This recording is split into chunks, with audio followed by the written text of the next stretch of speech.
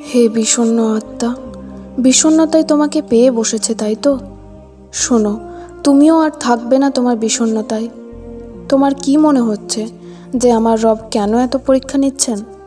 রবের দুর্বল বান্দা যেন আরও দুর্বল হয়ে পড়ে, এমনটাই মনে হচ্ছে তো তোমার? দেখবে, অনেকটা সময় কেটে যাওয়ার পর হঠাৎ একদিন মনে হবে জীবনটা আমার কল্পনার চেয়েও সুন্দর। সেদিনের সেই পরীক্ষার দিনগুলো স্মৃতির পাতায় উকি দেবে, মন জুড়ে তখন বসন্তের হাওয়া। সেই পরীক্ষায় যেন আজকের আনন্দের গুরুত্বটা আরও গাঢ় করে তুলছে। বারবার সেই আয়াতটা মনে পড়ে যাবে, তারাও পরিকল্পনা করেন, আল্লাহও পরিকল্পনা করেন। বস্তুত আল্লাহই সর্বোত্তম পরিকল্পনাকারী। সূরা আনফাল আয়াত 30। না পাওয়া জিনিসটার জন্য হয়তোবা প্রতি রাতে কাঁদা হয়, কখনো আকাশের দিকে তাকিয়ে নির্ঘুম চোখে, কখনো বা জায়নামাজে অশ্রুসিক্ত নয়নে রবের দরবারে। তার উপর পূর্ণ ভরসা রেখে দাঁতে দাঁত চেপে সবর করে যেতে হবে। নিশ্চয়ই আমার রবের ওয়াদা মিথ্যা নয়। আমি তো আমার দুঃখ ও অস্থিরতা আল্লাহর সমীপেই নিবেদন করছি। সূরা ইউসুফ আয়াত 86।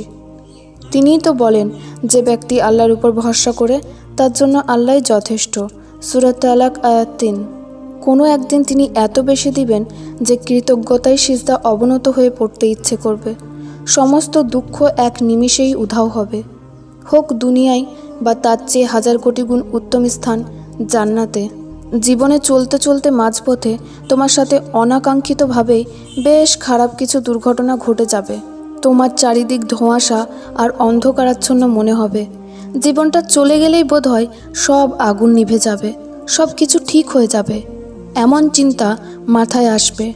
বুকে আকাশ সম কষ্ট নিয়ে তুমি দিন পার করতে থাকবে। অতঃপর কয়েক বছর কেটে যাবে, অনেক কিছুর পরিবর্তন লক্ষ্য করবে। তুমি পিছন ফিরে তাকিয়ে দেখবে কয়েক বছর পূর্বে ওই যে অসহনীয় যে দুর্ঘটনা ঘটেছিল তা তোমার ভালোর জন্যই ঘটেছিল। ওইটুকু কষ্টের প্রতিদান হিসাবে মহান রব তোমাকে উত্তম কিছু দান করেছেন, তুমি না চাইতেই। ঠিক যেমনি অনাকাঙ্ক্ষিতভাবে যেমন কষ্ট নেমে এসেছিল, দেখবে তেমনই অনাকাঙ্ক্ষিতভাবেই আল্লাহ তাআলা তোমাকে স্বস্তির নিঃশ্বাস নিতে দিয়েছেন। সুতরাং বিপদ আপদ বা দুর্ঘটনায় কিংবা অসুস্থতায় নিরাশ হবে না, কিংবা হতাশায় ডুবে যাবে না। শুধু জেনে রাখবে, হয়তো এটিই তোমার জীবনে উত্তম কিছু পাওয়ার সূচনা মাত্র। শীঘ্রই আপনার রব আপনাকে এত দিবেন যে আপনি সন্তুষ্ট হয়ে যাবেন। সূরা আল ইনসিরা আয়াত 5। জীবন আসলেই তোমাকে শেখায়, এটা কখনো কাঁদায়, কখনো বা হাসায়, আবার কখনো বিষণ্ণ করে তোলে। তুমি ব্যথা পাচ্ছ, তবু আলহামদুলিল্লাহ বলো, কারণ এটি তোমার জীবনেরই অংশ। জীবনে তোমার যা কিছু রয়েছে তা তোমার হবেই, আর যা তোমার নয় তা তোমার পাওয়ার কথাই ছিল না। মনে রাখবে, তোমার জীবন তোমার রবের পরিকল্পনারই অংশ। তা তোমার নিজ পরিকল্পনার সাথে মিল না পেলে ঘাবড়ে যেও না। তুমি আল্লাহর চেয়ে উত্তম পরিকল্পনা করতে পারতে না। দুনিয়াবি সংযুক্তির সকল বিষয়ের সংস্পর্শতার সাথে তোমার রবেরই সন্তুষ্টি খোঁজো। এখানে থাকবে তোমার জীবন নিয়ামতে পরিপূর্ণ, আবার কখনো বা নিয়ামতে অপূর্ণ। তোমাকে মানতেই হবে, এই দুনিয়ায় পরিপূর্ণ নয়, কারণ এই দুনিয়ায় তুমি চিরস্থায়ী নও। তুমি হয়তো বোঝো না তোমার সময় কতটা মূল্যবান। এখানে তোমার সময়ের সদ্ব্যবহারে তুমি আল্লাহকে পাবে, আর আল্লাহকে পেলে তোমার হিসেব কষতেই ইচ্ছে করবে না তুমি কি পেলে আর না পেলে। এই তো, তুমি ওঠো, ঝেড়ে ফেলো বিষণ্ণতা, আর বলো, ইয়া রব, যেখানে দুনিয়াটা নেক আমলবিহীন একদমই নগণ্য, তবে তুমি আমাদের তৌফিক দাও শুধুই তোমার সন্তুষ্টিতে দিনাতিপাত করতে। তোমায় যদি আমি দুনিয়াতেই না পেলাম, কি করে আমি আখিরাতে পাবো? আমি অবশ্যই তোমার কাছে এই দুনিয়াতেই ফিরতে চাই। আশা রাখি তোমায় দেখব তোমার সজ্জিত জান্নাতে। সেদিন আর কিছু পাওয়ার থাকবে না, সেরা পাওয়াটাই হবে তোমার সাক্ষাৎ। কিছু মানুষের দৌড়ঝাঁপ দেখে মনে হয় দুনিয়ার জীবনটাই একমাত্র জীবন। এই দুনিয়ায় আমাদের সুখী হতেই হবে, আমাদের খুশি থাকতেই হবে, আমাদের সম্পদ লাগবে, সামাজিক স্ট্যাটাস দরকার, আমাদের সবই প্রয়োজন। সম্মানিত আল্লাহর বান্দাগণ, এই দুনিয়ার জীবনই কি সব? পরকালের চিরস্থায়ী জীবনের তুলনায় এই দুনিয়ার জীবনকে কেন বিক্রি করে দিচ্ছ? কেন তুমি তোমার দুনিয়ার জীবনকে এতটাই প্রাধান্য দিচ্ছ যে তুমি তোমার আমল ইবাদতের দিকে বিন্দুমাত্র লক্ষ্য পর্যন্ত করছো না? আল্লাহ সুবহানাহু ওয়া তাআলা বলেছেন, নিশ্চয় জমিনের উপর যা রয়েছে তা আমি শোভা করেছি তার জন্য, যাতে তাদেরকে পরীক্ষা করি যে কর্মে তাদের মধ্যে কে উত্তম। সূরা কাহাফ আয়াত 7। আর দুনিয়ার জীবন খেলাধুলা ও তামাশা ছাড়া কিছু না।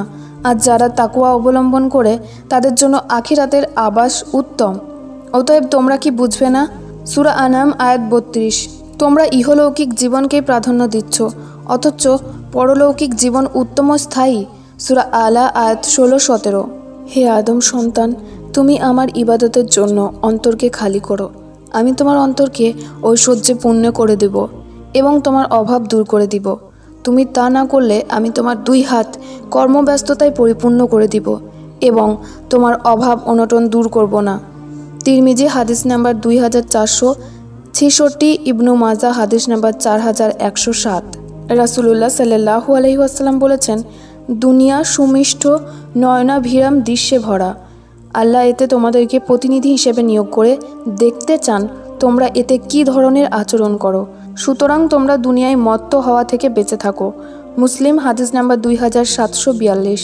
আমাদের প্রত্যেকের উচিত আমরা কি করছি, কেন করছি, কার উদ্দেশ্যে করছি, এতে আল্লাহ সন্তুষ্ট আছেন কিনা তা যাচাই করে নেওয়া। আমাদের উচিত সালাত আদায় করা, ফ্রি সময়ে আল্লাহর জিকির করা, সম্ভব হলে কোরআন পড়া, অন্তরে নেক আমলের প্রতি তীব্র ভালোবাসা রাখা এবং গুনাহের কাজগুলোকে এড়িয়ে চলা। জীবনভর 4টি কাজ কখনো ত্যাগ করবে না। 1. কখনো আল্লাহর শুকরিয়া আদায় থেকে নিজেকে বিরত রাখবে না, তাহলে তিনি আর বাড়িয়ে দিবেন না। যদি তোমরা শুকরিয়া আদায় করো তাহলে বাড়িয়ে দেব। সূরা ইব্রাহিম আয়াত 7। 2. কখনো আল্লাহর স্মরণ থেকে নিজেকে বিরত রাখবে না, কারণ তিনি তোমাকে আর স্মরণ করবেন না। আমাকে স্মরণ করো, আমিও তোমাদের স্মরণ করব। সূরা বাকারা আয়াত 152। 3. কখনো দোয়া করা থেকে নিজেকে বিরত রাখবে না, তাহলে তিনি বিপদে আর তোমাকে সাড়া দিবেন না। আমার কাছে দোয়া করো, আমি সাড়া দিব। সূরা গাফির আয়াত 60। 4. কখনো ক্ষমা চাওয়া থেকে নিজেকে বিরত রাখবে না, তাহলে তিনি আর নাজাত বা মুক্তি দেবেন না। আল্লাহর কাছে ক্ষমা প্রার্থীদের তিনি আযাব দেন না। সূরা আনফাল আয়াত 33। সুন্দর জীবনের জন্য খুব বেশি কিছু কি প্রয়োজন?